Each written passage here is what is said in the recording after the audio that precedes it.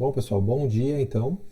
Essa videoaula, que é a nossa videoaula N2A1, ela tem como assunto principal, então, a gente apresentar a questão de tipos de dados, declaração e tipos de variáveis, e trabalhar também com operadores e expressões aritméticas e lógicas, certo? Então, isso é o que a gente vai ver nessa videoaula. A gente vai começar falando, então, da parte de tipos de dados na declaração de variáveis, e vamos ver aí uma série de detalhamentos a respeito disso, e depois a gente vai falar sobre expressões aritméticas e lógicas, certo?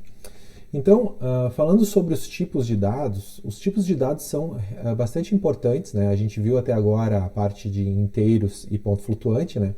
Porque são esses tipos de dados que determinam o conteúdo e o tamanho da área de memória reservada para o dado, né? Então, na linguagem C, os tipos básicos de dados, então, a gente trabalhou já com int e float. O int, eles têm 4 bytes, e o float temos 4 bytes também, certo? Mas também nós temos o char, que ocupa 1 byte de tamanho na memória, e o double ocupa 8 bytes, certo? Existem algumas variações nesses tamanhos entre as diferentes arquiteturas e sistemas operacionais, mas já há um certo tempo, né, nós temos fixado então 4 bytes para int float, 8 bytes para double, o double é o duplo de ponto flutuante, e char 1 byte, isso aqui já faz bastante tempo, né? Então, assim, os valores válidos para esses tipos, né, estão especificados nessa parte da tabela. No caso do char, são os caracteres do código ASCII, a gente já vai entrar em mais detalhes sobre isso. Na parte de inteiros, então, a gente tem inteiros tanto positivos quanto negativos, então a gente vai de menos 2 na 31 até 2 na 32, certo? Na parte de ponto flutuante, a gente vai de menos 2 na 63 até menos 2 na 64. E na parte de double, bom, é um valor ainda maior, certo? De praia de valores possíveis, né? Para fazer uma analogia com o que a gente vinha fazendo das caixinhas, eu vou ir para o quadro aqui, certo? Então, no caso das nossas caixinhas, é como se o tamanho da caixinha dependesse do tipo do dado. Então, no caso de se esse tamanho que eu estou representando para vocês aqui é 1 byte, certo? Então, isso aqui é o tamanho ocupado na memória do nosso char. No caso do nosso inteiro, certo? Quanto que seria o tamanho ocupado? Seria 4 bytes, certo? Então, a gente vai ter, aqui eu vou representar 4 bytes. Então, 1, 2, 3 e 4. Float vai ter esse espaçamento também, embora os bits que ficam representados aqui dentro são utilizados de maneira diferente, já que o float tem a parte inteira e a parte decimal. E o double, que é o nosso tipo maior, certo? Ele vai ter, então, o dobro de ponto flutuante, certo? Então, aqui é a metade, certo? Nós temos os 4 primeiros bytes e depois nós temos os 4 bytes seguintes. Então, ele tem 1, 2, 3, 4, 5, 6, 7, 8 bytes, o double. Nós temos também um outro tipo que não está aparecendo aqui no slide, que é o long double, certo? Que é um ponto flutuante duplo-duplo, certo? E ele ocupa 16 bytes, certo? Esse aqui é um dos maiores tipos que temos como suporte nativo na linguagem C. Mas como esses tipos, os tamanhos podem variar de arquitetura, sistema operacional, o próprio operador a própria linguagem C tem um operador chamado sizeOf, certo? Que é a tradução para o português seria o tamanho de, certo? E ele retorna um número inteiro que vai indicar o tamanho daquele tipo.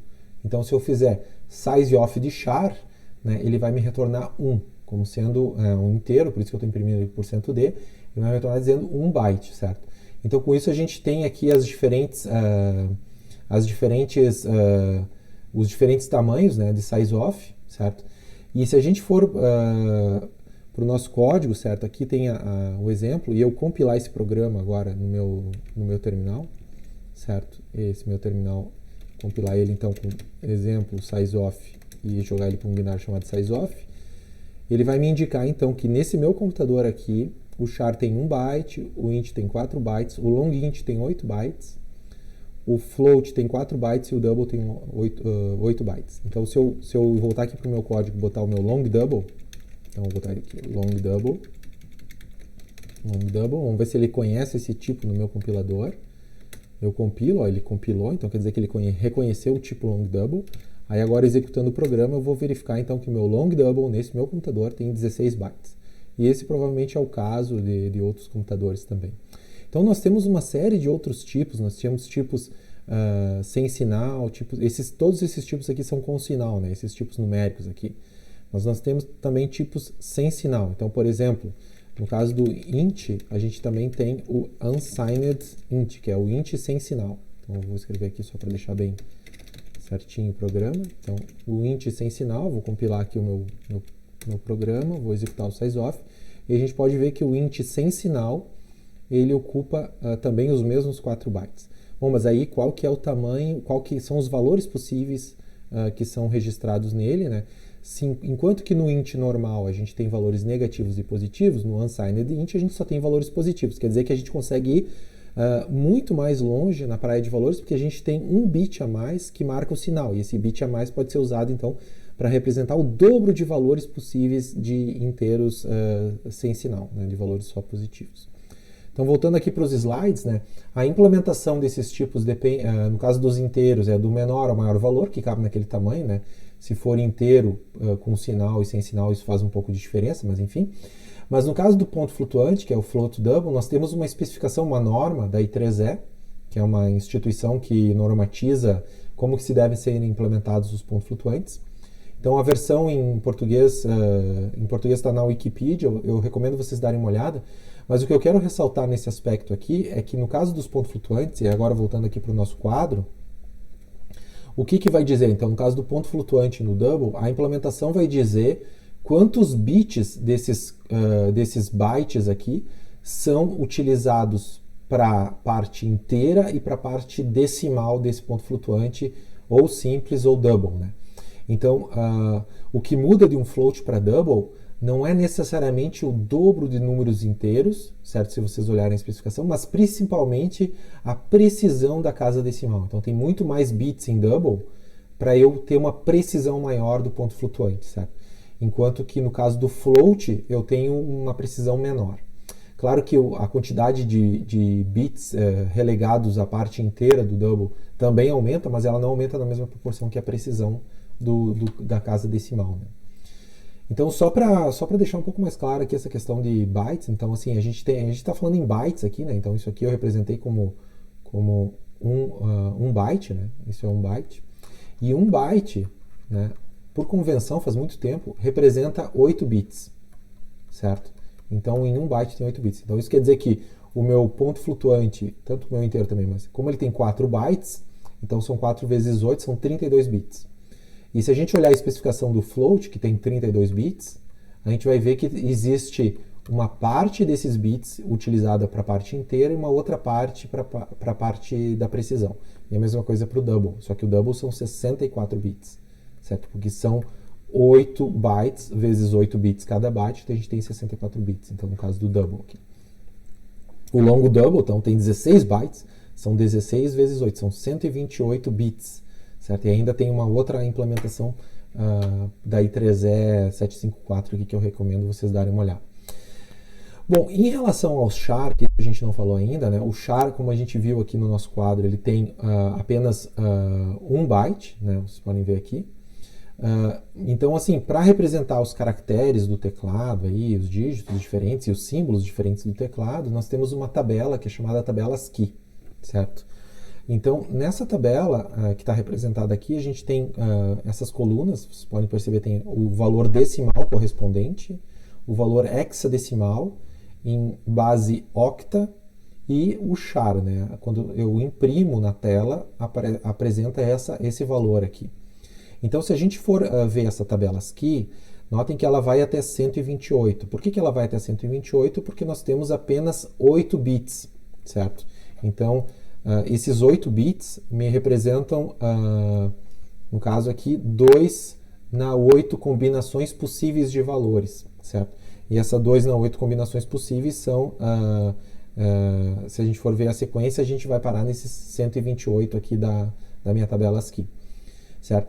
Então, olhando para a tabela, que eu estou representando aqui para vocês agora, vocês podem perceber que a letra A maiúscula, que está aqui, ó, deixa eu até dar um zoom aqui para vocês verem. Então, a letra A maiúscula, ela é representada pelo valor decimal 65, certo? A letra B pelo valor 66 e assim por diante. E a letra A minúscula, ela aparece depois, ó, aparece aqui, ó. Então a letra A minúscula, ela é representada pelo valor decimal 97. Então, para a gente, quando a gente imprime na tela um caractere, um char, através de um printf com %C, na realidade o que ocorre é que dentro desse char a gente tem um valor inteiro, que é representado pela coluna do decimal, e o que o printf faz? Ele vai olhar essa tabela, ele tem essa tabela implementada lá dentro. Então ele vê, 65, não, isso é um A, então eu vou imprimir o A na tela. Então é assim que ocorre a tradução, digamos assim, dos char para o que a gente vê escrito na tela. E o scanf faz o procedimento contrário, né? Ele pega o A maiúsculo que a gente digitou e converte ele para um valor decimal, né? Então ele registra, na realidade, lá naquele char, naqueles 8 bits, naquele 1 byte, ele registra o valor 65, né? Com padrão de zeros e uns. Bom, continuando aqui na tabela, então a presença do tipo, a gente estava falando do tipo agora das variáveis, né? Ele aparece sempre na declaração das variáveis imediatamente antes do nome da variável, né? Isso a gente viu em vários exemplos que já foram ilustrados nas videoaulas anteriores. E essa declaração das variáveis, elas vão ser utilizadas pelo compilador para saber o que parte da memória ele precisa reservar, né? E qual que é o tipo dessa memória. Então, diz respeito ao tipo do conteúdo que pode ser registrado nesses espaços de memória, né? Então as variáveis, como a gente já falou, a gente falou sobre identificadores na última videoaula, né? A gente tem uma letra inicial, certo? Que pode ser também o sublinhado, e depois a gente tem uma série de letras ou dígitos, né? Os tipos principais são esses que a gente já listou, int, float, double e char, mas a gente tem uma série de outros, né? E aqui tem alguns exemplos de declarações de variáveis, né? Então aqui eu tenho uma variável só com um caractere, que é o n, sendo declarada do tipo inteiro. Aqui eu tenho uma quantidade de valores do tipo inteiro. Eu tenho x, y e soma valores do tipo float. Eu tenho sexo aqui com um nome de variável do tipo char. Bom, a declaração da variável, ela pode ser também enriquecida no nosso programa com uma atribuição, certo? Então, antes a gente estava vendo simplesmente int de v ponto e vírgula, isso seria a declaração da variável v do tipo inteiro, mas a gente pode também, no momento da declaração da variável, já atribuir um valor para ela, certo? Então eu já posso pegar o 3 e colocar imediatamente dentro de v. Então se eu for aqui para o meu exemplo, seria, antes eu poderia estar fazendo simplesmente int v, certo? E aí depois eu botar um valor lá dentro dela através de uma atribuição, por exemplo essa aqui, no caso ali do slide seria 13. Mas ao invés de fazer isso em 2 passos, eu posso fazer um único passo onde eu faço v igual a 3, int v igual a 3. Isso inclusive é possível de fazer com listas de declarações, então aqui eu posso declarar uma outra variável a, que recebe a inicialização com o valor 2, a variável b com o valor 5, a variável c com o valor 934. Então aqui eu tenho a declaração de 4 variáveis já inicializadas. Então é isso que diz respeito a essa questão da inicialização. Então, de certa forma, é equivalente a fazer int v e depois, mais para frente do programa, fazer v igual a 3. A diferença é que aqui, desde o início da declaração, aquela variável já é inicializada com 3, certo? Então, há uma leve diferença, digamos assim, porque aqui, durante esse espaço de código aqui, se eu consultar v, o valor de v vai ser indeterminado, porque ninguém atribuiu para v ainda. Enquanto que aqui o valor de v é determinado desde o início da sua declaração. Bom, aqui nesse exemplo de baixo a gente está usando uma constante, eu vou voltar a falar sobre isso logo em frente, então eu vou pular essa parte. Bom, então aqui tem esse exemplo, eu já ilustrei para vocês ali, né? Então, no caso aqui, v está determinado dentro do programa imediatamente, né? Ela já está inicializada, ela é declarada inicializada, e logo depois a gente tem o uso dessa variável, né? Então, se eu ir para esse exemplo, ele se chama exemplo de inicialização de variável. Estou abrindo aqui. Então, eu vou passar aqui para o código. Então, nós temos aqui, então, a variável v igual a 3. E aí, agora, compilando esse código, né, eu vou compilar ele aqui para vocês. Exemplo, inicialização variáveis. Vamos dizer init, inicialização, o nome do binário. Executando esse programa, olha só. eu tenho que, aparece simplesmente o valor da variável v é %d. Então, se a gente for fazer um desenho disso aqui no nosso quadro, certo? Seria como se a gente, no nosso programa, a gente tivesse a caixinha do v no momento da declaração, certo? E, então, esse aqui é a caixinha do v, e imediatamente a gente já inicializa com essa caixinha com o valor 3, certo? Então, não tem outra, esse valor v ele é determinado desde a sua declaração. Então, voltando aqui para o slide, eu queria fazer só uma reflexão assim de caso não seja inicializada, né, qual que é o valor dessa variável se a gente imprimir ela, né? Então, nós podemos fazer esse teste agora. Eu vou voltar aqui para o código e vou remover a inicialização da variável. Então, agora a gente simplesmente tem int v e aí depois o valor da variável v. Nota que a gente não fez nenhum tipo de atribuição. Então, executando esse código agora, perdão, compilando ele, né, que a gente modificou o código, a gente tem que recompilar, né, e executando, olhem só o que acontece, ele diz o valor da variável é 0. Vou executar outra vez, o valor da variável é 0. E assim por diante. Ó. Então isso quer dizer o quê? Quer dizer que esse v aqui a gente não pode assumir, bom, ele está imprimindo 0, né, como a gente pode ver, mas a gente não pode assumir que ele é 0, certo? Porque isso depende muito do compilador, né? Até posso, deixa eu ver se eu tenho um outro compilador aqui, chamado Celang. Aparentemente eu tenho. Então eu vou executar agora o Celang, que é um outro compilador da linguagem C, e ele está compilando o programa agora, ele está sendo um pouco mais demorado aqui nesse meu computador, terminou, eu vou executar agora o binário inicialização, e aqui ele também coloca, por exemplo, então a gente testou 2 compiladores diferentes, e em ambos os compiladores ele está colocando o valor 0, o próprio compilador inicializa essa variável v com o valor 0. Mas isso, em princípio, a gente não pode assumir, porque depende de uma série de outras coisas, da implementação do compilador, da arquitetura e assim por diante, certo? Então, no cenário ideal, a gente sempre deve inicializar essas variáveis com algum valor conhecido, né? Ou ter a certeza, né? A gente não precisa inicializar ela aqui, mas ter a certeza que antes da primeira consulta do valor dessa variável, a gente tem uma atribuição para ela, para que ela tenha um valor válido conhecido pelo nosso programa. Bom, então, dando continuidade a essa parte, além disso, a gente falou também na última videoaula sobre a questão dos tipos no scanf, né? Então, que é a nossa entrada formatada. Então, a gente viu que %d a gente escaneia para números inteiros, %f para ponto flutuante, assim por diante. Então, só para entrar num pouco mais de detalhamento sobre isso, a gente tem... deixa eu só... Isso. Entrando um pouco mais de detalhamento sobre isso, para entender como é que o scanf funciona, eu vou abrir aqui o nosso quadro novamente. Certo? E vou passar aqui para o quadro. Então, para a gente entender bem como é que isso funciona, vamos supor que aqui a gente tem o nosso programa, certo? Então, esse é o nosso programa, certo? Vamos supor que ele está executando, certo? E aqui nós temos a nossa entrada de dados, certo? E nós temos aqui a saída de dados, a saída vai aparecer na tela, enquanto que a nossa entrada, ela vem do teclado, certo? Para a gente entender bem como funciona essa questão da entrada, vamos imaginar... Opa, teclado. Vamos imaginar, então, que o teclado, tudo que a gente digita é colocado numa fila, certo? Então, eu vou representar essa fila horizontalmente, certo? Então, o que está aqui no final entra para o programa, certo? E o que o scanf faz? O scanf, ele vê essa fila. Então, quando a gente digita lá, por exemplo, 24, a gente vai ter, então, primeiro o 2 e depois o 4, que a gente digitou nessa ordem. Então, o 2 entra e depois entra o 4. Então, fica nessa ordem aqui. E aí a gente digitou o Enter também, né? Porque a gente deu o Enter. E o Enter eu vou representar aqui como um /n, certo? Que é a quebra da linha como a gente vinha vendo. Então, temos agora na nossa fila três caracteres que foram digitados pelo teclado e eles estão nessa fila. E aí, o scanf, que está aqui dentro do programa, está lá o comando scanf, ele vai ler esse buffer, certo? Então, ele vai ler digamos, essa fila, ele vai ler o 2 e vai ler o 4. E quando ele estiver fazendo isso, ele vai fazer o match, então, com o formato. Por exemplo, se a gente quer ler um inteiro, ele vai ler o 2, o 4, até chegar numa coisa que não é dígito. E a coisa que não é dígito aqui está representada por essa quebra de linha.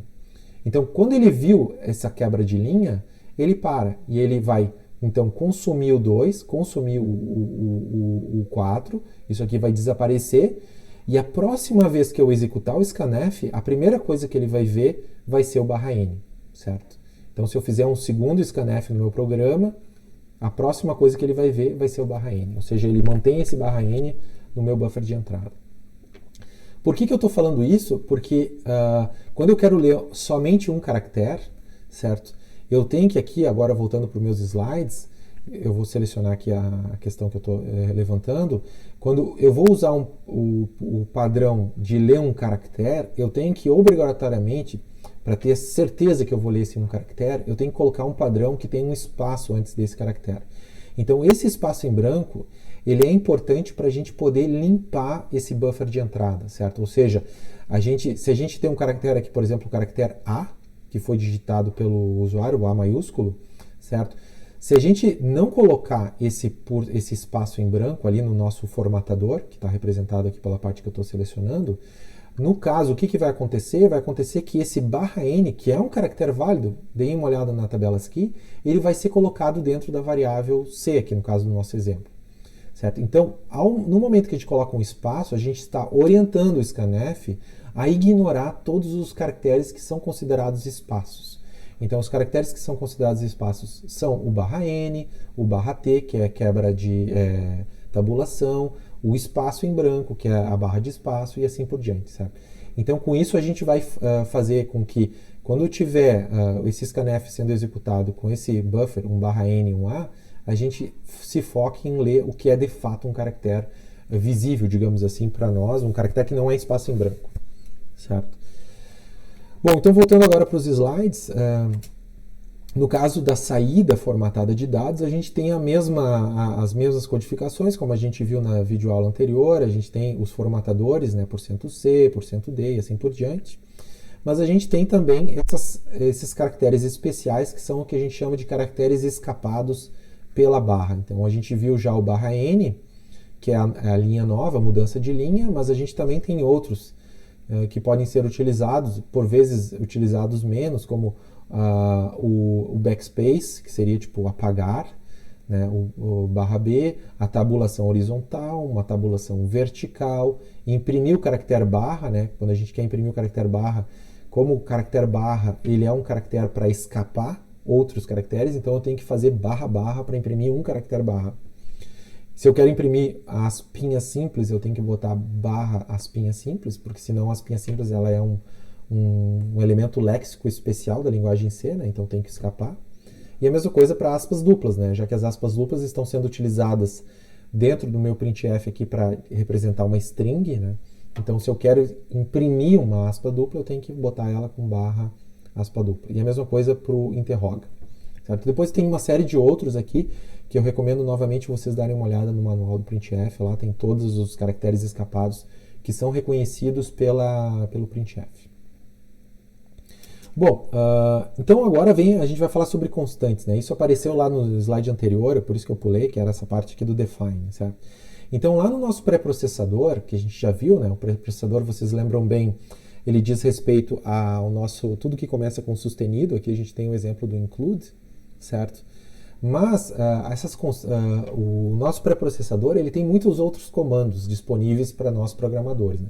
Esse pré-processador, digamos assim, é uma parte antes da compilação de fato, e um desses comandos é o define, certo? Então o define a gente vai passar como ele tem dois parâmetros, o define, ele tem o primeiro parâmetro que é um identificador, que normalmente ele é escrito em maiúsculas, né? Isso também é uma convenção, ele pode ser em minúsculas, mas isso gera muita confusão com os nomes das variáveis, então por isso que a gente sempre coloca em maiúsculas, né? E a gente especifica depois dele um valor inicial. Então, essa definição, digamos assim, ela pode ser utilizada para se estabelecer constantes no meu código, que essas constantes elas não podem ser alteradas. Esse nome que eu coloco aqui, esse identificador, ele não pode ser alterado, porque ele não é uma variável, ele é uma constante, certo?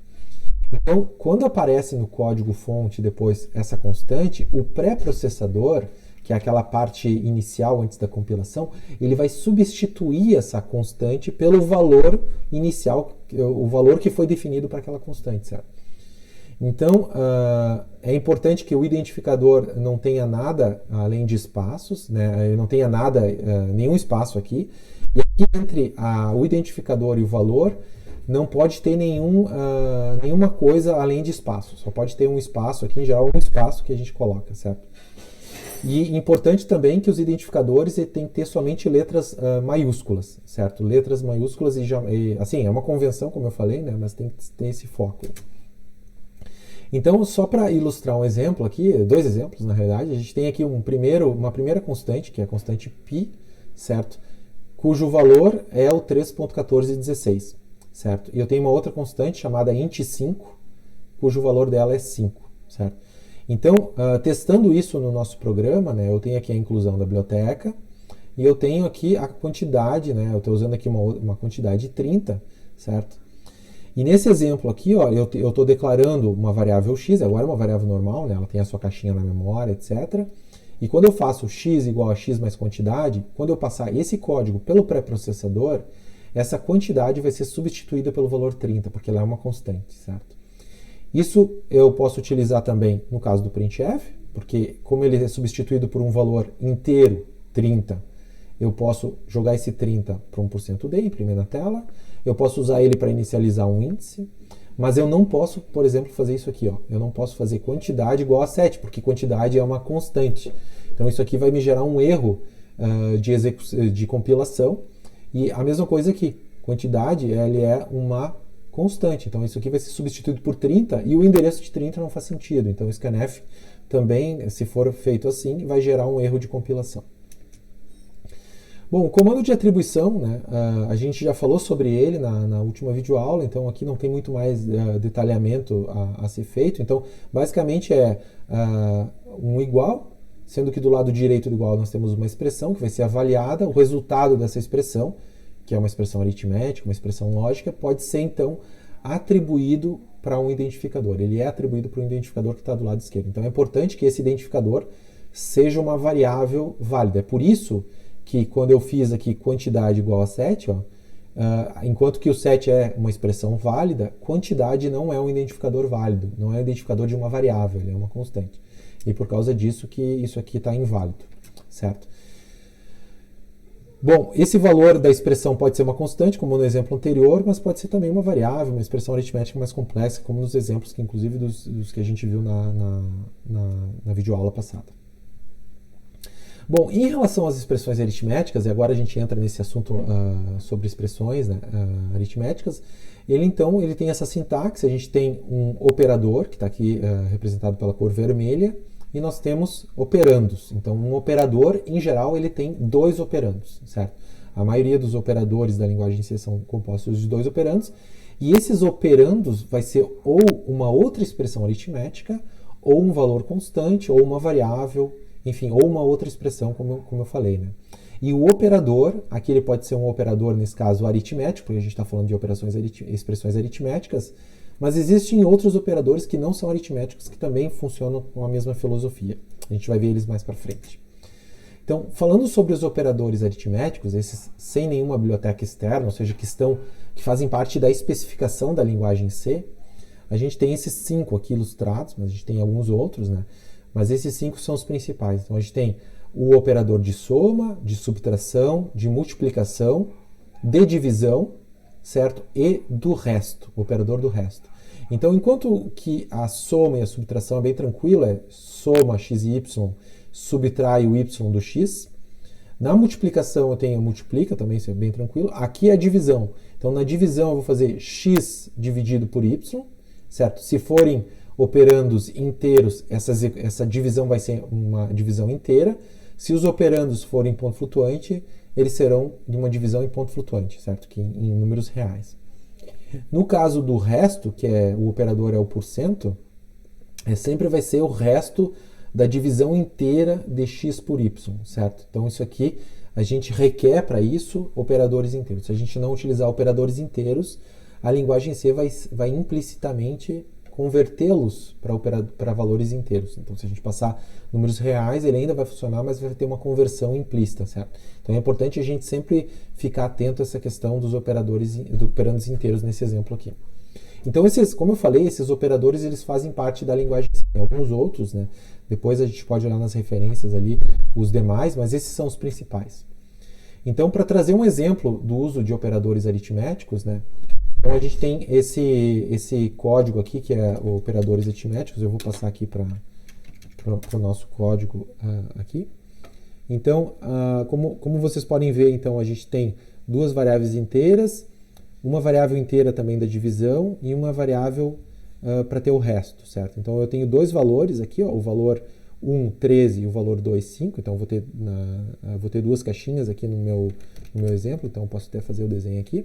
Então, eu vou ter val1 como sendo a caixinha com o valor 13, o val2 com o valor 5, certo? Isso são essas duas inicializações que a gente está vendo.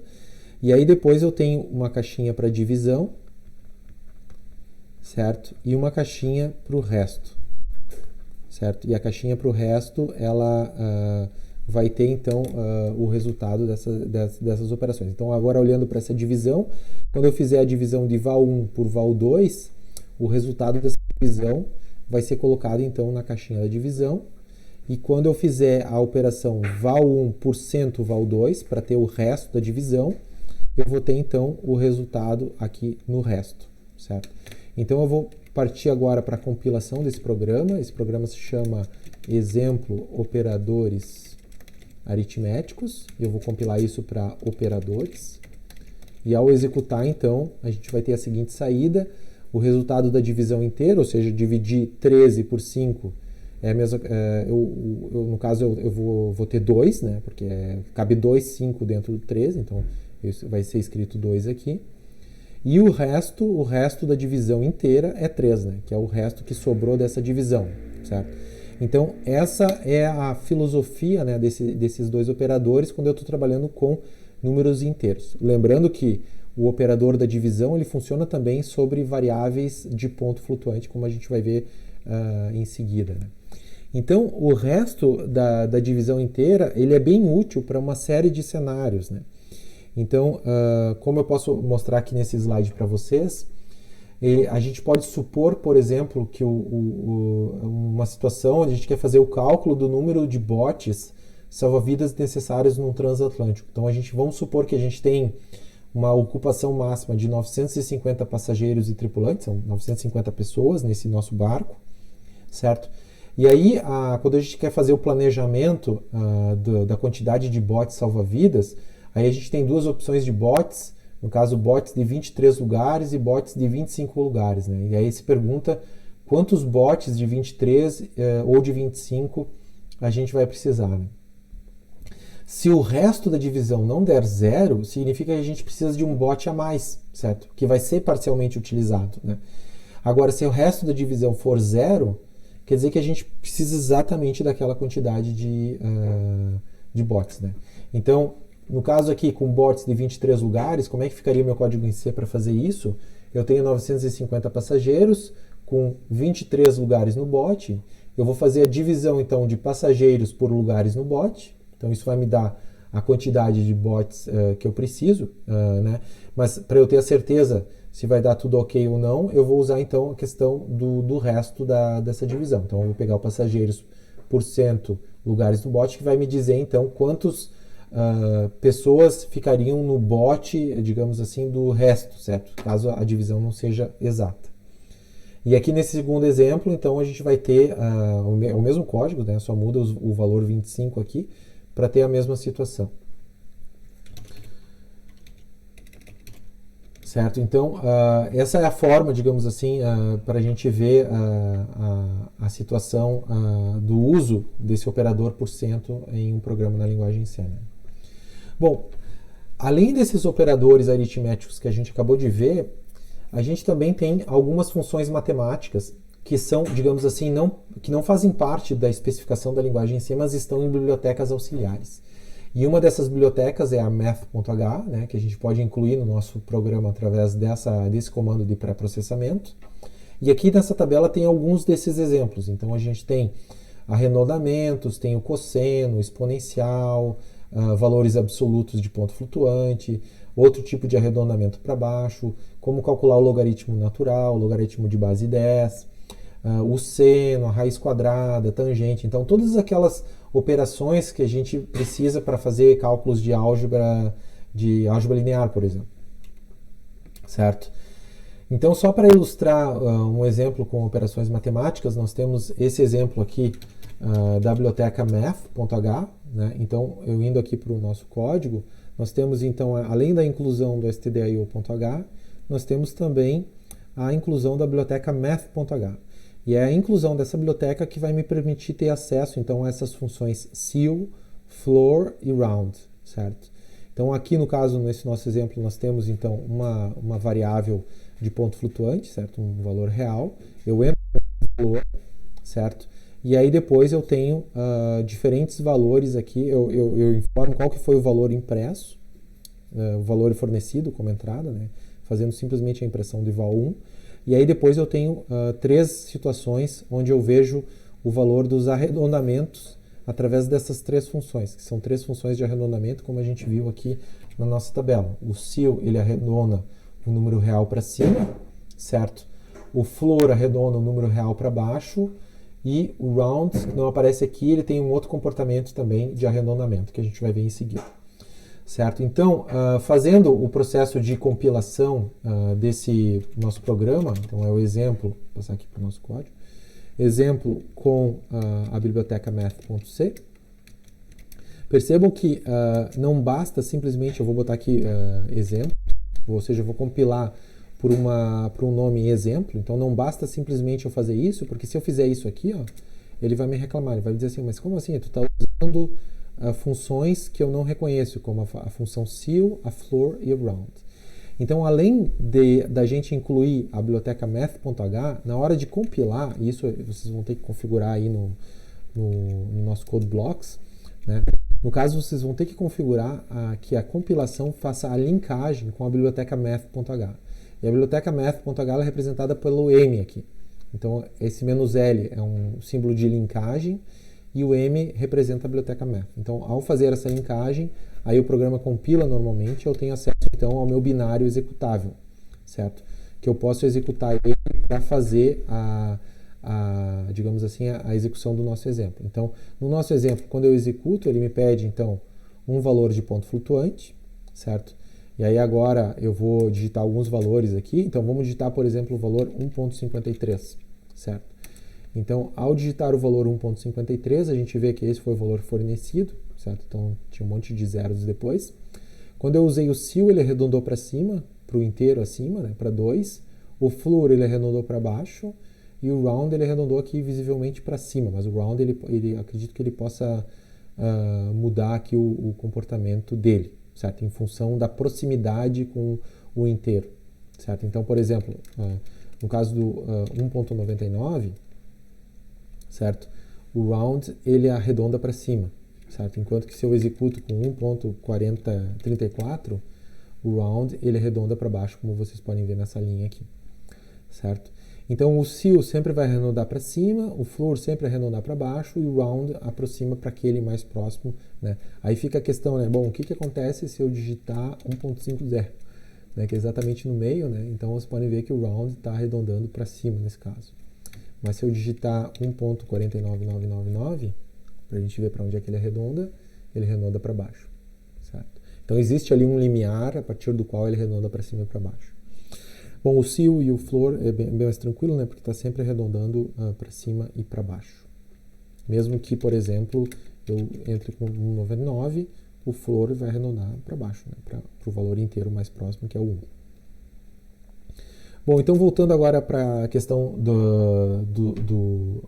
dos operadores aritméticos da linguagem C, um dos aspectos que a gente vê, inclusive lá da matemática tradicional, é que existe uma precedência entre os operadores, né? Então, a precedência dos operadores diz respeito a quando eu existir mais de um operador na minha mesma expressão aritmética, como é o caso aqui desse nosso exemplo, vai existir uma ordem de avaliação, certo? E essa ordem de avaliação é o que a gente chama de precedência de operadores, certo? Então, existe uma força, digamos assim, mais forte para avaliar, em primeiro lugar, as funções, isso a gente vai ver mais para frente.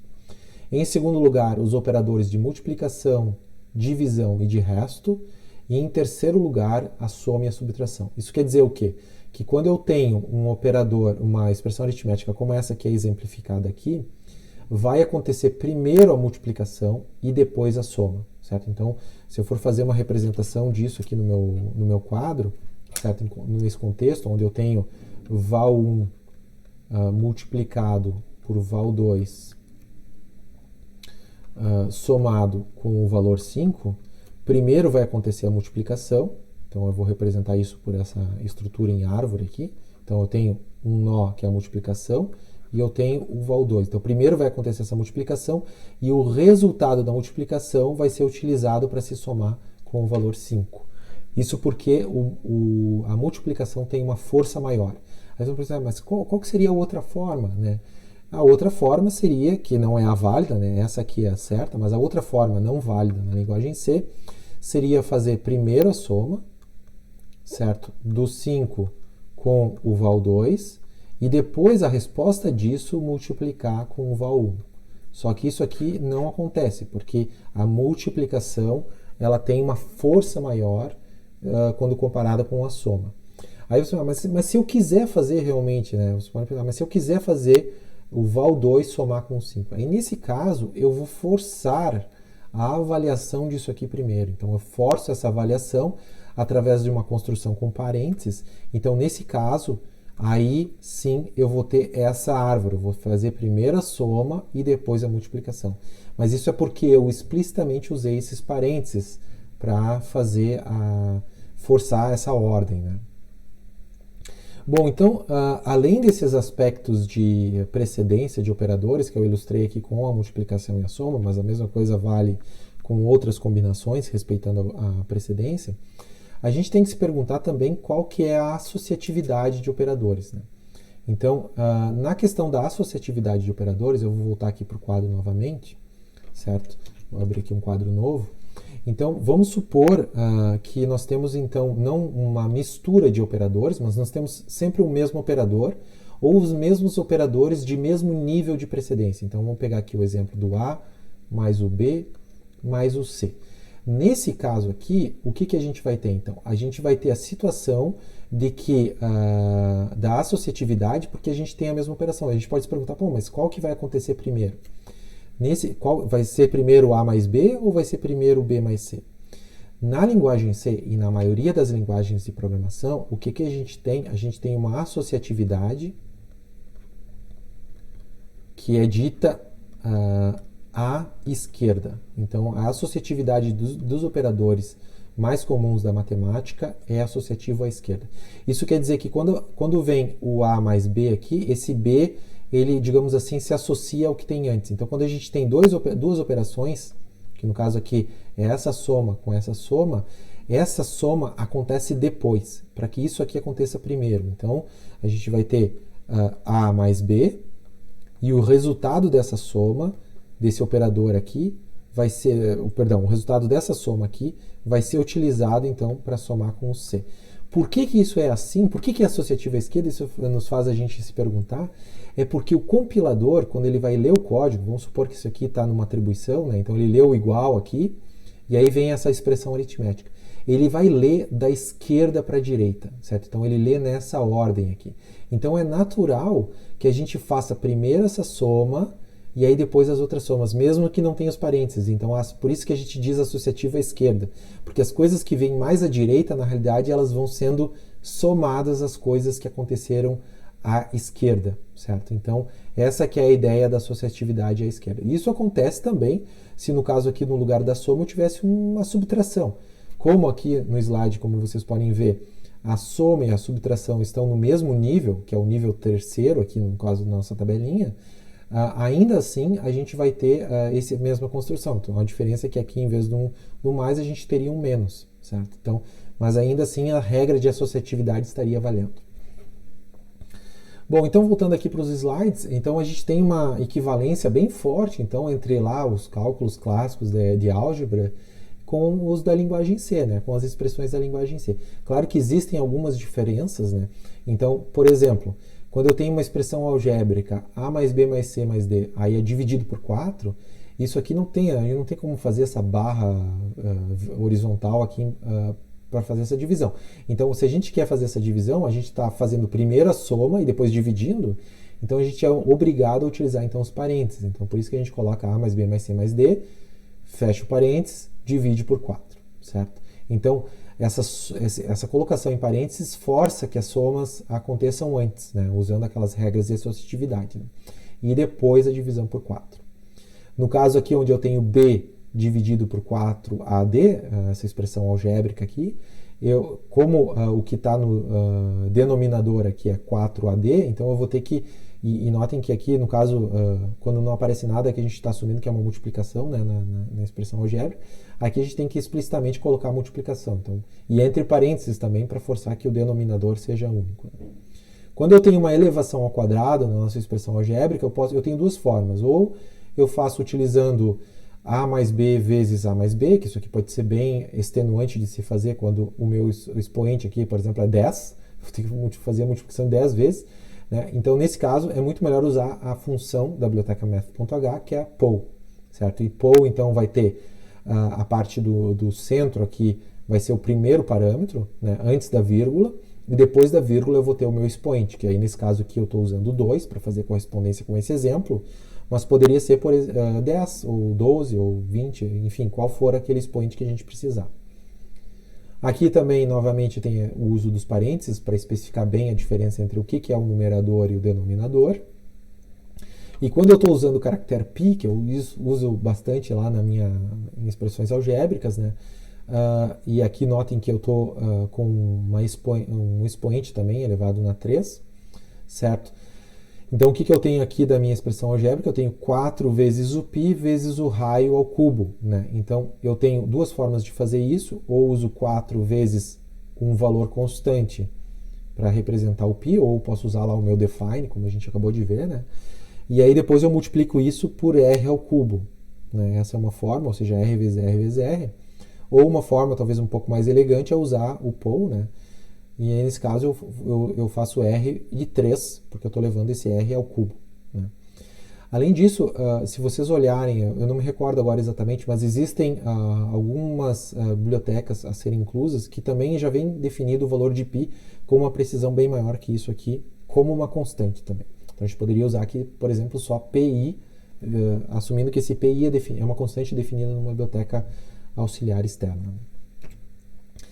Bom, indo adiante aqui na questão dos nossos tipos e expressões aritméticas, vamos ver esse exemplo representativo aqui, né, para ilustrar essa questão das expressões aritméticas. Então nós temos aqui, ó, e eu vou tentar encontrar aqui o exemplo. Não, vamos olhar aqui no slide mesmo. Então nós temos aqui um exemplo interessante, onde nós temos um valor, uma variável num real, declarada como float, e nós temos também 3 variáveis inteiras, né, com esses valores aqui, 1, 2 e 1, certo? E aí nós temos um cálculo com uma expressão aritmética, onde a gente tem essa variável x dividida por 2, a variável y dividida por 2 e a variável z dividida por 2. E aí a pergunta é qual é esse resultado? Qual é o resultado que vai ser impresso em número real? Então é importante lembrar aqui, ó, que tanto para a gente saber a resposta, né, é que x, y e z são inteiros. Portanto, essas divisões que a gente está vendo aqui, elas serão divisões inteiras. Né? Então, o x, que é o 1, vai ser dividido por 2. Então, 1 dividido por 2 dá 0,5. Mas como a gente está trabalhando com números inteiros, isso aqui vai ser 0. Então, isso aqui vai se tornar 0. Aqui no y igual a 2, a gente tem 2 dividido por 2, que dá 1. Então, isso aqui, bom, isso aqui dá 1. E o z, novamente, a gente tem o 1. Então, 1 dividido por 2 dá 0,5, que vira um 0, porque a gente está trabalhando com divisões inteiras. Então, o que a gente vai ter aqui? Então, a gente vai ter 0 mais 1 mais 0. Então, isso aqui, o número real, que é o destino da nossa expressão aritmética, né, vai receber o valor 1. Então, quando eu executo isso, né, eu posso até fazer o exemplo agora, vamos lá. Tipos de expressões aritméticas, eu vou trocar aqui para o nosso quadro. Então, vocês estão vendo aqui o nosso exemplo, e agora eu vou para o nosso terminal. Então, vou compilar. Então, exemplo, tipos, expressões aritméticas.c, vou compilar isso para tipos aqui. Então, eu vou executar o programa, e a resposta é 1, que é exatamente isso que a gente estava discutindo. Mas aí vocês vão perceber, mas o resultado dessa minha expressão aritmética é um float. Ele, na realidade, poderia ter feito o cálculo em ponto flutuante aqui, né? A gente descartou o meio daqui e o meio daqui, Se x, y e z, se x e z fossem números ponto flutuante, que no caso fossem float, ele poderia guardar o meio, né? E aí a gente teria meio mais 1 mais meio, que daria 2. Né? Mas como na linguagem C, se o numerador ele é um inteiro, bom, daí a divisão ela é com o número inteiro. Bom, dando prosseguimento aqui, então, uma forma... Então, esses resultados parciais que a gente viu, eles são do tipo inteiro, né? A gente viu aqui no exemplo, né? Como o resultado parcial aqui é inteiro, bom, eu vou ter 0 mais 1 mais 0, que vai dar 1.0. Então, uma forma da gente forçar, digamos assim, a avaliação através de um número ponto flutuante é utilizar, então, o que a gente chama de modeladores, que essa seria a tradução para a palavra casts. Então, a gente pode usar um cast antes da expressão para forçar aquela expressão para ser ponto flutuante, certo? Então, a gente, de certa forma, altera o tipo, forçando um tipo de maneira explícita para aquela expressão. Então, nesse exemplo aqui, a gente poderia fazer o seguinte, a gente poderia alterar o nosso programa para ter agora 4 variáveis que são reais, e aí eu tenho aqui, ó, percebam bem, as mesmas variáveis inteiras de antes. Essa primeira linha que está representando, eu vou trocar aqui para o nosso código novamente, que é com cast. Então eu vou mostrar aqui no código que fica mais fácil. Então nessa primeira linha aqui a gente tem a mesma expressão do exemplo anterior, certo? É o que aparece aqui, a mesma expressão do exemplo anterior. Só que a diferença é que nessa segunda linha a gente tem o cast sendo adicionado imediatamente antes do x. Quer dizer que esse x, antes de ser feita a operação de divisão dele, ele vai ser convertido para um ponto flutuante através desse modelador, ou desse cast que a gente utiliza. No caso dessa aqui, a gente faz a mesma coisa para o x e para o y, e no caso dessa última atribuição, com a avaliação dessa expressão, a gente faz para todas as x, y e z. E aí depois a gente imprime os resultados C0, C1, C2, C3, utilizando cada uma desses números reais resultantes para a gente ver a resposta. Então, compilando agora esse programa, eu vou usar aqui a versão cast, compilar para o cast, e executando ele, vocês podem perceber que o C0, a resposta foi 1, porque era o que era esperado, né? A gente está fazendo só divisões inteiras. No caso do C1, como a gente pegou esse primeiro x e converteu ele para ponto flutuante, a gente fez, então, obteve aqui meio. Então, a gente fez meio mais 1 mais 0, porque aqui continua sendo uma divisão inteira. Então, por isso que a gente obtém, então, 1,5, como vocês podem ver aqui no terminal. Além disso, no C2 a gente tem meio, esse aqui para ponto flutuante, mas não vai fazer muita diferença, certo? Porque ele já era 2 dividido por 2, não faz diferença se o y é inteiro ou ponto flutuante, né? Então, esse é sempre 1 a resposta. E no último caso do C3, a gente também está fazendo o z, e por isso que a gente obtém o 2 aqui no C3. Porque a gente tem meio mais esse 1 mais esse meio. E aí obtém o valor 2 como resposta da soma desses 3 valores. Né? Bom, então isso é para ilustrar para vocês que se a gente quer fazer, mesmo que a gente tenha numeradores inteiros, a gente pode ainda forçar, digamos, uma avaliação em ponto flutuante utilizando esses modeladores. Essa que é a ideia de se usar modeladores aqui. E agora voltando para os slides. Além dessa questão de modeladores, tem um outro aspecto também referente a expressões aritméticas e especialmente relacionada às atribuições, que a gente tem alguns atalhos, certo? Então, o operador igual, aqui a gente tem um exemplo do x igual a y, então isso aqui não tem muito segredo, é o que a gente vinha vendo até então, que é atribuir o valor de y a x. Então a gente tem duas caixinhas, a caixinha de y e a caixinha de x, a gente consulta o valor da caixinha de y, pega o valor que está lá dentro e coloca dentro da caixinha de x, é isso que faz o operador igual. Mas a gente tem alguns outros operadores que alteram os valores das caixinhas sem o comando de atribuição. Então, é o exemplo do operador mais e menos menos, certo? O operador mais, quando a gente faz x no programa, eu vou trazer um exemplo aqui nesse nosso...